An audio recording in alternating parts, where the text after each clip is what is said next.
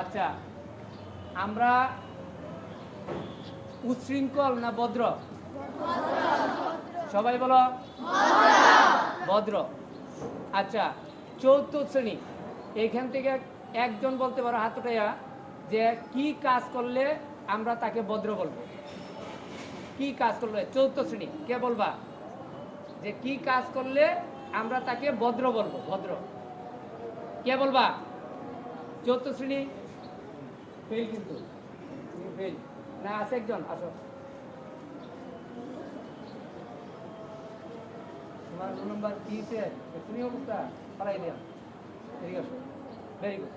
তুমি বলো তো দেখি কি কাজ করলে আমরা তাকে ভদ্র বলি?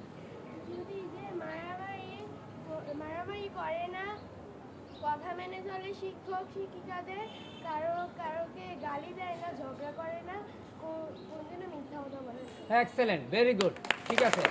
হ্যাঁ, তাইলে দেখো তার কথাগুলো কি বলছে। আমরা তাকেই ভদ্র বলি যে শিক্ষক শিক্ষিকাদের কথা মেনে চলে, গুরুজনের কথা মেনে চলে, সে ঝগড়া করে না, মিথ্যা কথা বলে না।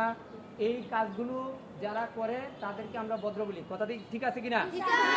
ভেরি গুড, ঠিক আছে, যাও, অসংখ্য ধন্যবাদ। তাইলে স্যারের কিন্তু একটা গ্যাপ আছে, ঠিক আছে, পঞ্চম শ্রেণী। হ্যাঁ, ঠিক আছে। আমি এখন দাঁড়িয়ে আছি ধর্মপাশা 2 নং সরকারি প্রাথমিক বিদ্যালয়ে। এই বিদ্যালয়টি সিলেট বিভাগের সেরা প্রতিষ্ঠান। এই বিদ্যালয়ে আমিও একদিন এই বিদ্যালয়ের ছাত্র ছিলাম।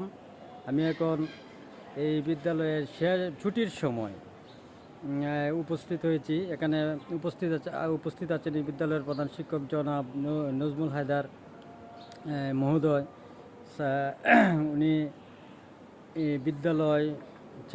বিদ্যালয়ের শিক্ষার্থীদের ছাড়ার সময় একটি সেরা বিদ্যালয়ের একটি গুণ আমার সামনে পর্যবেক্ষণ হলো, যে আসলে একটু ব্যতিক্রম লাগলো, তাই আমি এখানে দাঁড়ালাম এবং দাঁড়িয়ে নীরবে একটু পিছনে থাকতে থাকতে সামনে আসলাম, যে দেখলাম ছাত্রদের যে শিক্ষাটা কাজে লাগে, সেই নৈতিক শিক্ষাটা এক এক শ্রেণী এক একজন স্টুডেন্টকে ডাকছেন এবং নৈতিক শিক্ষাটা নিজে প্রথম বিশ্লেষণ করেছেন এবং শিক্ষার্থীদের নিকট থেকে তা আবার বের করছেন।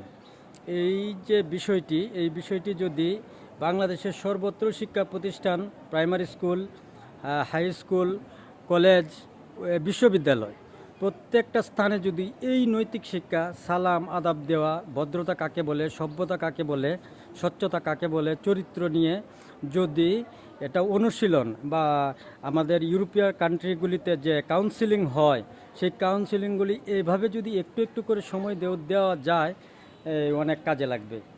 আর এই একটু সময় মুহূর্তে আমার সেই পুরাতন স্মৃতি বেসে উঠছে। আমি এখানে 1 থেকে 5ম শ্রেণী পর্যন্ত পড়াশোনা করেছি এবং আমার মনে হচ্ছে প্রত্যেকটা বাচ্চার সাথে আমি যেন মিশে আছি।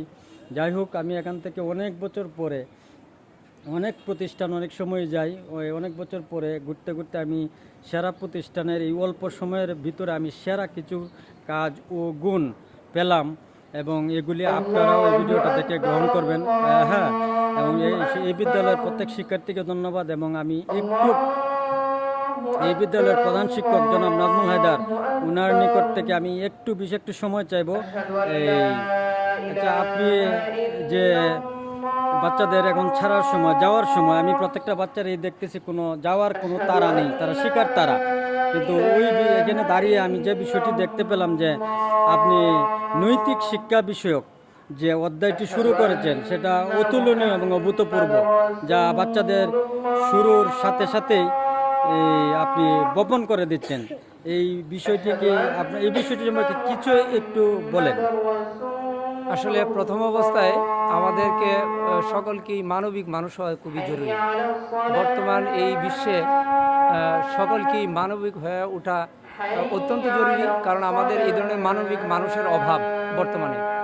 যার জন্য আমাদের যে শিক্ষার্থী যারা আছে তাদেরকে পড়াশোনার সাথে সাথে আমরা চেষ্টা করি তাদেরকে নম্রতা, ভদ্রতা, চরিত্রবান হওয়া, বিভিন্ন শিক্ষায় শিক্ষিত করার জন্য আমরা চেষ্টা করি। আর আমাদের শিক্ষার্থীরা তারা এমনিতে ছুটির পরে তারা কিছু না কিছু তারা এই বিদ্যালয় থেকে পড়াশোনার পরেই কিছু না কিছু তারা এখান থেকে নিয়ে যায়। তাদের সারাদিনের ক্লান্তি দূর করার জন্যে আমরা ছুটির সাথে সাথেই আমরা কিছু খেলার আয়োজন করি। এইখানে তাদেরকে সততার বিষয় শেখানো হয়, মানবিক হওয়ার বিষয় শেখানো হয় এবং এই কাজগুলো তারা স্বতঃস্ফূর্তভাবে তারা অংশগ্রহণ করে এবং শেষ বেলা বিদ্যালয় ছুটির পরে যখন সে বাড়ির দিকে যাবে তখন একটি ভালো কাজ সে যদি আজকে জেনে যায় এবং এই কাজটি কিন্তু তার জ্ঞাতে থাকবে দীর্ঘ সময় এবং সে ধীরে ধীরে অভ্যস্ত হবে এই ভালো কাজটি করার জন্য। ধন্যবাদ। ধন্যবাদ আপনাকে। যেহেতু আমরা এই ফেসবুকে সাক্ষাৎকারটি চলাকালীন সময় আজান পড়ছিল, প্রিয় শরীর, আমি আজানের নিয়ম অনুযায়ী আজানের উত্তর দিয়েছি এবং আমি নিজে আজানের দোয়া আদায় করেছি। এই জন্য আপনারা কোনো প্রশ্ন তুলবেন না, এভাবেই দেওয়া যায়, মাসলা মাসাইল আছে। ধন্যবাদ প্রধান শিক্ষক জনাব নাজমুল হায়দার স্যার, এবং আপনাদের এই পাশে আছেন আমাদের এই বিদ্যালয়ের সহকারী শিক্ষক আরও দুজন, তারাও এখন ছুটে মানে যাওয়ার সময়। কিন্তু মানে এই বিষয়টি নৈতিক শিক্ষামূলক যে বিষয়টি, যদিও আমরা এখানে আমরা যতটুকু দেখলাম, আমরা ইচ্ছা করব প্রত্যেকটা বিদ্যালয়েই আমরা যাতে ওই নৈতিক শিক্ষা চালু করি। কারণ আজকাল বাচ্চারা দেখা যায় যে বড়দের স্যারদের সালাম দেওয়া ভুলে যায়। আসলে ভুল এটা বাচ্চাদের না, এটা আসলে মূলত শিক্ষকরা যদি শিক্ষা দেয় সেই বাচ্চারা শিক্ষা নেবে এবং ধীরে ধীরে এই বীজ থেকেই চারা হবে, চারা থেকে গাছ হবে। আমাদের প্রত্যেকেরই এই কার্যক্রমগুলি চালিয়ে যাওয়া দরকার আমাদের দেশ ও দেশের উন্নয়নের জন্য। সবাইকে ধন্যবাদ।